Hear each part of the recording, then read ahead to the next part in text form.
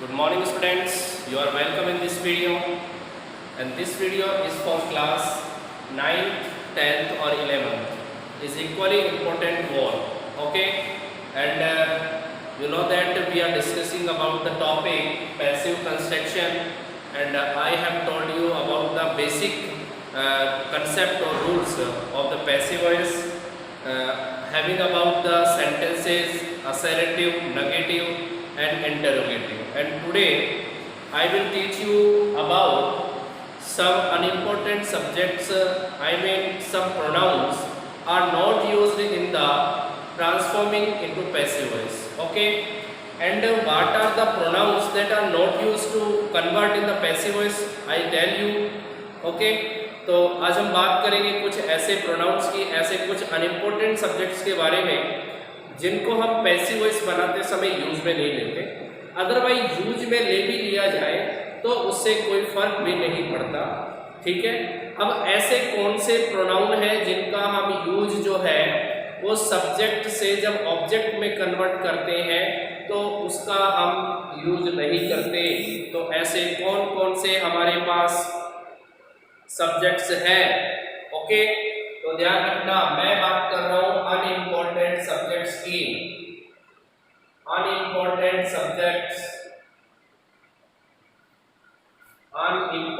Subjects की मैं बात कर रहा हूं। ये अनइम्पोर्टेंट सब्जेक्ट्स कौन कौन से हैं इस बारे में आपको मालूम होना चाहिए। उनमें बात करें जैसे कि एवरीवन, ओके, इसके अलावा जैसे बात करें एवरीवन, एवरीबॉडी, ओके, इसके अलावा बात करें नो वन, थोड़ा स्पेस दे, no one, nobody, no one, nobody, इसके अलावा समवन, समबडी, इसके अलावा एनीवन, एनीबडी। नेगेटिव में और भी है, जैसे बात करें no one, sorry none, no one का यूज है नन। ठीक है, और इसके अलावा कई बार क्या होता है कि एवरीथिंग का यूज, एवरीबॉडी का यूज, एवरीथिंग, नथिंग, इसके अलावा समथिंग और एनीथिंग, इनका भी हम यूज कर लेते हैं, कोई प्रॉब्लम नहीं आएगी। ठीक है, अगर ये भी आपको सब्जेक्ट में मिले। इसके अलावा पीपल वर्ड है, पीपल वर्ड है, इसके अलावा पुलिस वर्ड है, पीपल है, पुलिस है, इस तरीके के वर्ड भी किसमें आएंगे? हाँ। इसके अलावा वी और दे, मैंने आपको बताया था वी और दे, ये भी अनइम्पोर्टेंट सब्जेक्ट्स में आते हैं। ठीक है, अब बात करें करना क्या है, यानी कि ये जो हमने नोट कराए हैं, ये जो हमारे पास सब्जेक्ट्स हैं, इनके साथ करना क्या है? इनका यूज आपको पैसिव वॉइस में नहीं करना। The following,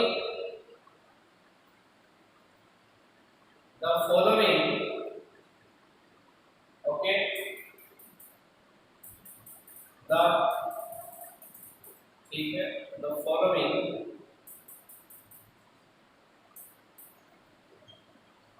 above subjects, the following above subjects are not used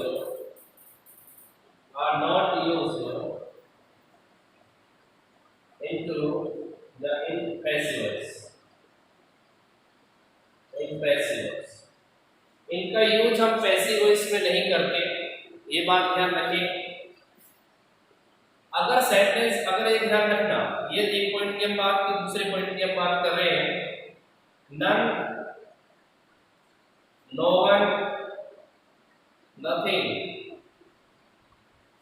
अगर ये सब्जेक्ट का काम करे, इसका काम करे, ये अगर सब्जेक्ट सब्जेक्ट्स का काम करें, नो, नन हो गया, नो वन हो गया और नथिंग हो गया, अगर ये सब्जेक्ट का काम कर रहे हैं तो ध्यान रखना पैसिव वॉइस कैसा होगा, पैसिव नेगेटिव होगा।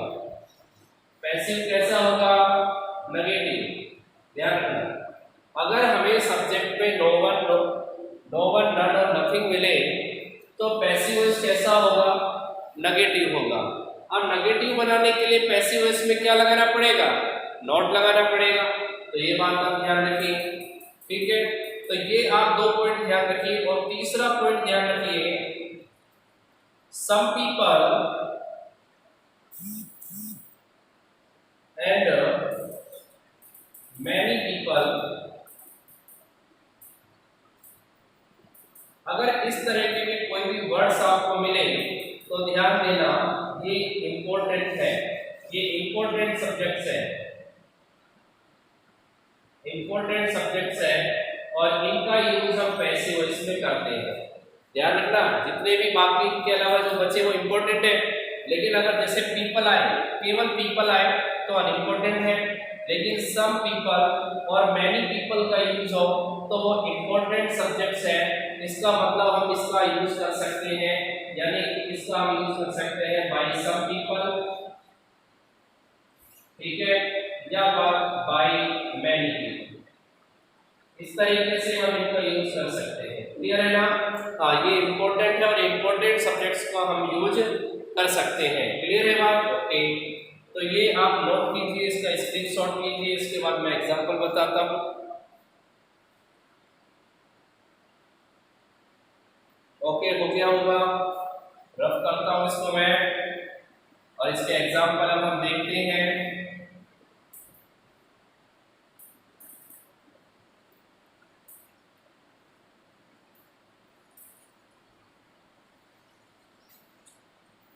चलो एग्जांपल देखते हैं। मैंने यहाँ पर कहा no one can bring an innovation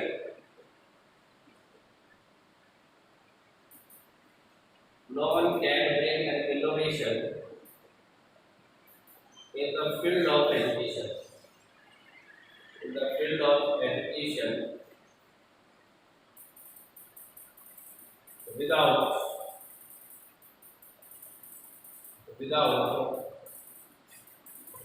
knowledge। अब हमारे पास एक सेंटेंस है, इस सेंटेंस को हमें पैसिव में कन्वर्ट करना है। बहुत बड़ा सेंटेंस देखकर आप बिल्कुल भी फियर नहीं हो, डरे नहीं, अफ्रेड ना हो, क्योंकि इतना बड़ा सेंटेंस जो है उसमें हमें क्या चीज़ चाहिए क्या नहीं चाहिए उस पर हमें फोकस करना है। नो वन हमें सब्जेक्ट मिला, कैन हमें हेल्पिंग वर्ब मिली, ब्रिंग हमें वर्ब मिला, ऑब्जेक्ट मैंने आपको बता ही दिया एन इनोवेशन। कोई भी क्या नहीं कर सकता, इनोवेशन नहीं कर सकता, ये ऑब्जेक्ट, ठीक है। इट मींस ये वर्ड से what can bring an innovation, word से क्वेश्चन करने पर एन इनोवेशन मिला। ये प्रेपोजिशन मिला, प्रेपोजिशन फ्रेज है और प्रेपोजिशन फ्रेज जो है वो हम सबसे लास्ट में नोट कर देंगे, हमें तो सिर्फ अभी फिलहाल ये चाहिए। अब हम क्या करें, एन इनोवेशन, क्लियर है, हो गया। एंड इनोवेशन करने के बाद अब हमारे पास हेल्पिंग वर्ब की बारी मॉडल है, मॉडल में कोई चेंज नहीं होता कैन। उसके बाद मॉडल के बाद आपको पता है बी का यूज किया जाता है, बी का यूज किया। थर्ड फॉर्म की बात आती है तो ब्रिंग की थर्ड फॉर्म क्या है, ब्रॉट, ठीक है। तो N innovation can be brought, उसके बाद बाय और प्लस में सब्जेक्ट का यूज होता है।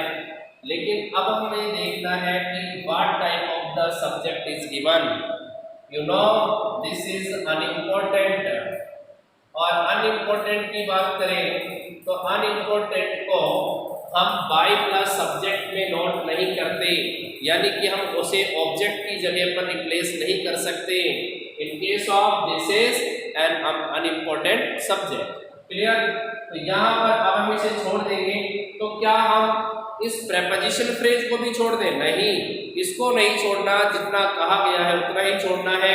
बाई प्लस सब्जेक्ट का यूज नहीं करना, क्योंकि नो वन अपने आप में क्या है, कॉमन है, और कॉमन जो सब्जेक्ट्स होते हैं उनको कभी भी हम नोट नहीं करते, इस बात को ध्यान रखें। तो यहाँ पर हम बात करें तो इन द फील्ड ऑफ, हमारा जो प्रीपोजिशन फ्रेज बचा है उसको सेम टू सेम यहाँ पर हम नोट कर देंगे।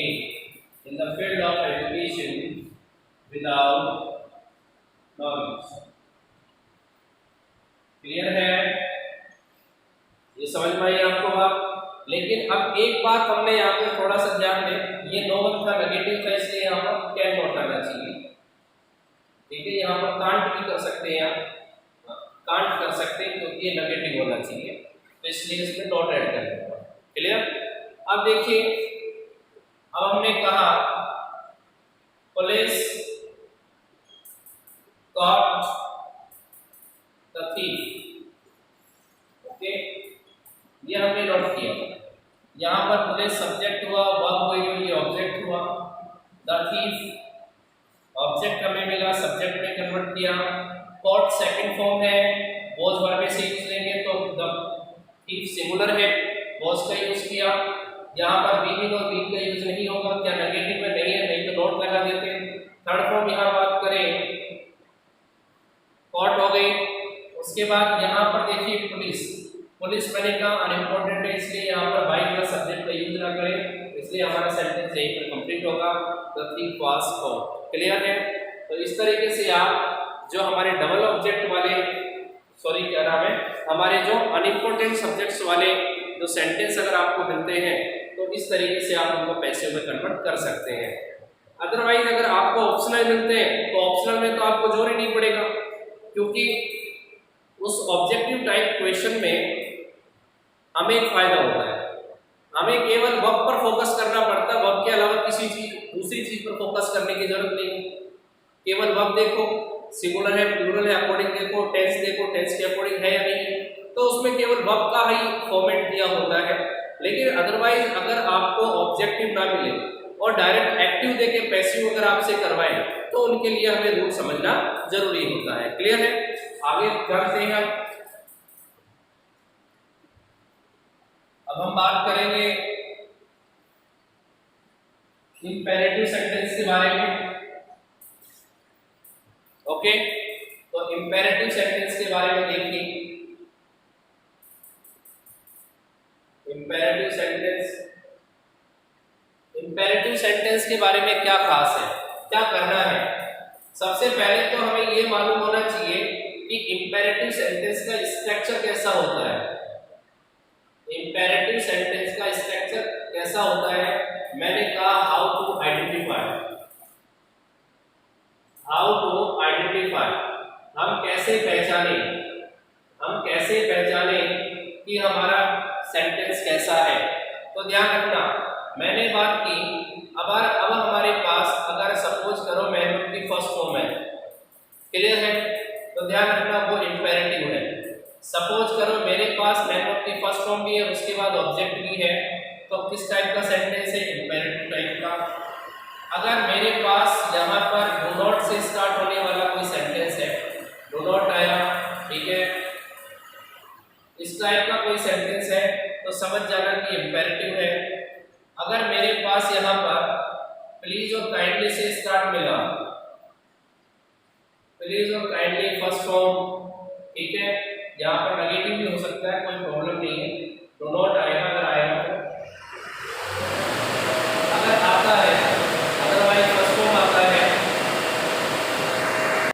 ओके, तो प्लीज काइंडली डू नॉट, अगर नेगेटिव होगा ना प्लीज काइंडली वाला तो ही डू नॉट लगेगा, अदरवाइज प्लीज काइंडली के बाद फर्स्ट फॉर्म ही आएगा। उसके बाद जो भी ऑब्जेक्ट वाली कंडीशन है, ठीक है। तो ये हमारे पास क्या है, आइडेंटिफिकेशन है इंपेरेटिव सेंटेंस की। तो लेट आ जाए, यहाँ पर प्रोनाउन आ जाए, और प्रोनाउन की जैसे ऑब्जेक्टिव फॉर्म की हम बात करें, प्रोनाउन की ऑब्जेक्टिव फॉर्म, ठीक है, उसके बाद फर्स्ट फॉर्म प्लस ऑब्जेक्ट जो भी आपको मिले। तो इस तरीके से हमारे पास ये स्ट्रक्चर है इंपेरेटिव सेंटेंस का। अब मैं यहाँ पर डायरेक्ट आपको क्या बताता हूँ, डायरेक्ट यहाँ पर इनका पैसिव वॉइस कन्वर्ट करके बताता हूँ। चलो मैं फर्स्ट की बात करता हूँ। ये सारे एक्टिविटी हो गए, ये हो गए जितने भी एक्टिविटी। अगर एक्टिव में इस टाइप का कोई सेंटेंस मिलता है तो। अगर पैसिव की बात करें तो इनका मैं पैसिव बता देता हूँ वन बाय वन, ठीक है। पैसिव देखिए इनका कैसा होगा। चलो फर्स्ट की बात करते हैं हम। फर्स्ट का अगर फर्स्ट फॉर्म मिलती है तो क्या करें, तो ध्यान रखना यू आर। अगर अब यहाँ पर देखा जाएगा सेंस कैसा है, रिक्वेस्ट का सेंस है तो रिक्वेस्टेड, ठीक है। यहाँ पर अगर आदेश है तो ऑर्डर्ड, ठीक है। सलाह है तो एडवाइस। इस तरीके से आपको जो भी सेंस मिले, और उसके बाद ध्यान रखना टू प्लस फर्स्ट फॉर्म का यूज किया जाएगा, टू प्लस फर्स्ट फॉर्म का। इस तरीके से हमें करना है।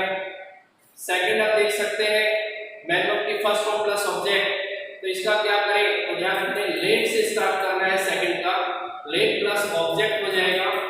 उसके बाद ध्यान रखना बी का यूज होगा प्लस थर्ड फॉर्म का यूज किया जाएगा। इस तरीके से हम जो है सेकंड वाले का बनाएंगे, सेकंड का हो जाएगा। थर्ड की बात करें, अगर हमें डू नॉट से स्टार्ट मिले तो क्या करें, तो यहाँ पर लेट से स्टार्ट करें ऑब्जेक्ट, और प्लस में नॉट प्लस में बी का यूज करेंगे क्योंकि नेगेटिव है।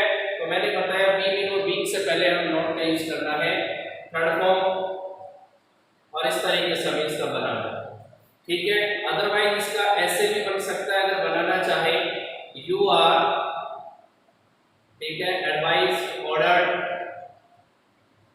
जो भी सेंस है उस हिसाब से, और डू नॉट को हटा देना यहाँ पर, ठीक है। तो यू आर एडवाइज्ड।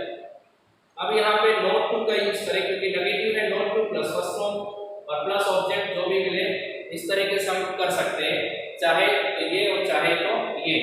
अब हम बात करेंगे प्लीज काइंडली वाले सेंटेंस की। तो प्लीज काइंडली वाले सेंटेंस को बनाना आसान है। तो प्लीज काइंडली वाले सेंटेंस जो है उसमें आपको नोट करना है you are requested, you are requested. अगर नेगेटिव है तो नॉट ऐड कर देना, अदरवाइज मत करना। रिक्वेस्टेड नॉट टू, ठीक है, रिक्वेस्टेड टू। ध्यान रखना अगर नेगेटिव है तो नॉट लगाना, अगर नेगेटिव नहीं है तो नॉट मत लगाना। टू प्लस अब फर्स्ट फॉर्म, और जो भी हमारे पास आगे का मैटर मिले उसे नोट कर देना।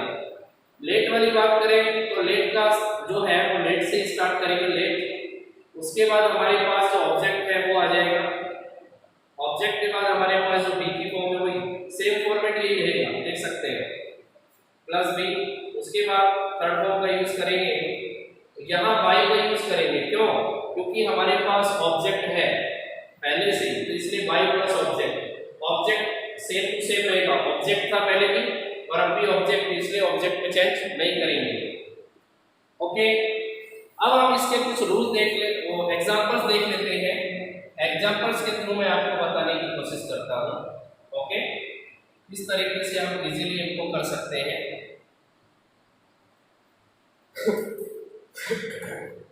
देखिए, जैसे मैंने कहा रन, तो यहाँ पर रन आपको पता है दौड़ो, इसका मतलब आपको पता है सीधा सीधा क्या है, कमांड है। और कमांड में आपको पता है कि ऑर्डर दिया जाता है। ऑर्डर का मतलब क्या हुआ, यू आर, मैंने फर्स्ट का बताया, फर्स्ट फॉर्म आने पर you are ordered, you are ordered to, और उसके बाद जो फर्स्ट फॉर्म दी हुई है वो सेम टू सेम यहाँ नोट कर दिया। इसके अलावा देखिए मैंने कहा take the medicine, take the medicine. Okay, ये मैंने दिया, और इसका आप पैसिव में कन्वर्ट करें। देखो मैन बाई और उसके साथ ऑब्जेक्ट, जब मैन और ऑब्जेक्ट दोनों साथ है तो क्या करें, तो लेट, यहाँ पर द मेडिसिन ऑब्जेक्ट मिल गया, द मेडिसिन। उसके बाद बी का यूज करेंगे, और उसके बाद जो हमारे पास फॉर्म है उसके थर्ड फॉर्म में कन्वर्ट कर देंगे। क्लियर है? उसके बाद देख सकते हैं थर्ड हमारे पास है, ठीक है। यहाँ पर देखिए अगर हमें डू नॉट से स्टार्ट करें, मैंने कहा डोंट, ये डू नॉट लिखो है डोंट, डोंट राइट, ठीक है ना, डोंट राइट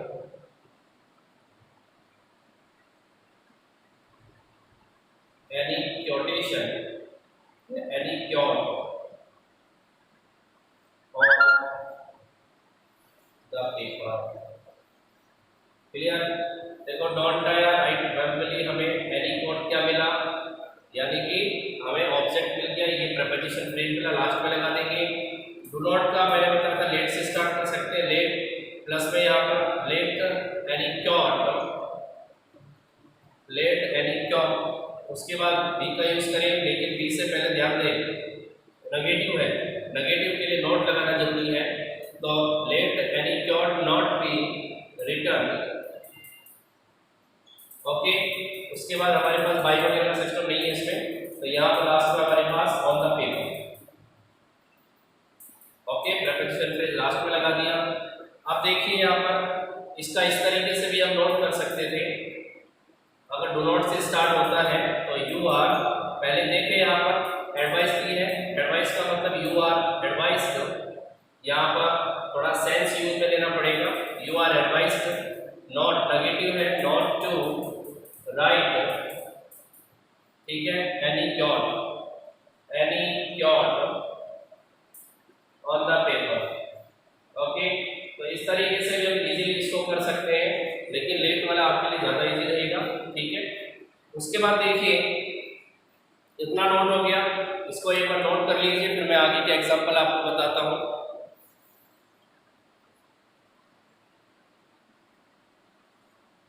ओके, हो गया होगा, स्क्रीनशॉट ले लिया करो इसका और उसके बाद नोट कर लिया करो,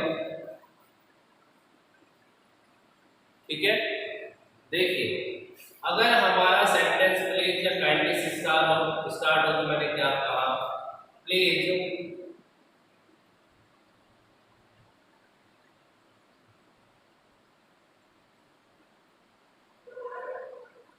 सजेस्ट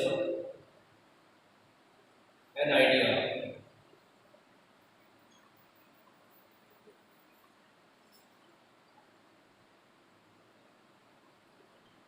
ओके, अब यहाँ पर देखिए तो सीधा सीधा आपको पता है रिक्वेस्ट का मामला है, प्लीज तो रिक्वेस्ट ही करता है हमेशा, तो यू आर रिक्वेस्टेड, और उसके बाद मैंने कहा जो हमारे टू है ये प्लीज हटा देना, बाकी सेम लगा देना, टू के बाद सजेस्ट एन आइडिया, ठीक है। नेगेटिव होता तो क्या होता, सपोज करो काइंडली से मैंने लिखा negative, kindly don't, kindly don't, kindly don't harm the animals. Okay, यहाँ देखिए यहाँ पर आपको पता है रिक्वेस्ट का सेंस है, तो यू आर रिक्वेस्टेड, नेगेटिव है इसलिए पहले नोट लगाएंगे, उसके बाद टू का यूज करेंगे, जैसा मैंने आपको बता दिया। तो you are requested not to, to के बाद फर्स्ट फॉर्म ही आता है हार्म द एनिमल्स, क्लियर है। ये काइंडली का सेंस आ जाता है रिक्वेस्टेड है, क्लियर है ना। ओके, आप देख सकते हैं अगर लेट का कोई सेंटेंस है तो let him play, let him play game, ठीक है। अब देखिए यहाँ पर लेट से स्टार्ट हुआ, गेम की बात आई तो लेट गेम बी, बी का यूज हो गया, आपको पता है इसमें लेट के बाद ऑब्जेक्ट, ऑब्जेक्ट के बाद बी, बी के बाद थर्ड फॉर्म, ठीक है। तो let game be played by, और जो हमारे पास ऑब्जेक्ट है वो सेम टू सेम नोट कर देना। ओके, तो इस तरीके से ये हमारे इंपेरेटिव सेंटेंस के पैसिव वॉइस बनेंगे होंगे, ठीक है, कोई प्रॉब्लम नहीं आएगी।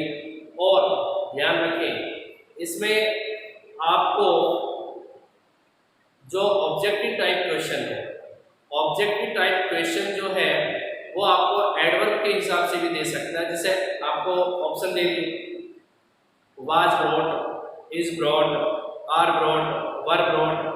अब आप ये सोचेंगे कि भाई ठीक है सिंगुलर तक तो ठीक है, सिंगुलर ऑप्शन है, लेकिन सिंगुलर में वाज ब्रॉट और इज ब्रॉट दोनों आ गए। अब टेंस आइडेंटिफाई करना है, टेंस आइडेंटिफाई करने के लिए आपको मालूम होना चाहिए कि हमने आपको कुछ ट्रिक्स बताई थी टेंस के अंदर। टेंस में हमने आपको एडवर्ब भी बताए थे कि एडवर्ब के बेस पर या उसके बिहाफ पर किस तरीके से टेंस को आइडेंटिफाई कर सकते हैं। तो उस तरीके से भी आपसे सवाल जो है इजीली पूछा जा सकता है। टेंस का, पैसिव वॉइस का और सब्जेक्ट और कौन का मिक्स रिव्यू भी दे सकता है, मिक्स तरीके से पूछ सकता है। अगर मान लो पैसिव वॉइस पे आपसे वह भरवाता है तो वो भी तो क्वेश्चन किसका हो गया, टेंस से रिलेटेड हो गया, क्योंकि टेंस में क्या काम है, वह फिलअप करने का काम है। इसीलिए वो टेंस के थ्रू पैसिव वॉइस का क्वेश्चन भी आपसे पूछ सकता है। इसलिए इन सारे रूल्स को अपने माइंड में पहले फिट कीजिए। टेंस का टॉपिक आपके माइंड में होना चाहिए, सब्जेक्ट और कॉन्वर्ड का टॉपिक आपके माइंड में होना चाहिए, और पैसिव वॉइस का भी टॉपिक आपके माइंड में फिट होना चाहिए। इससे रिलेटेड अगर कोई भी प्रॉब्लम अगर आपको आती है तो आप तुरंत जो है इमिडिएटली है आपके क्वेश्चन को व्हाट्सएप के थ्रू सेंड कर दीजिए, मैं आपको वहाँ उसका आंसर दे दूंगा। कंप्लीट है। और इसी के साथ ही आज हमारा पैसिव वॉइस का ये टॉपिक कंप्लीट होता है। कल मिलते हैं एक नए टॉपिक के साथ। तब तक के लिए आप उन टॉपिक्स को रिवाइज कीजिए, इजीली इनका आनंद लीजिए। Okay, thank you, good bye.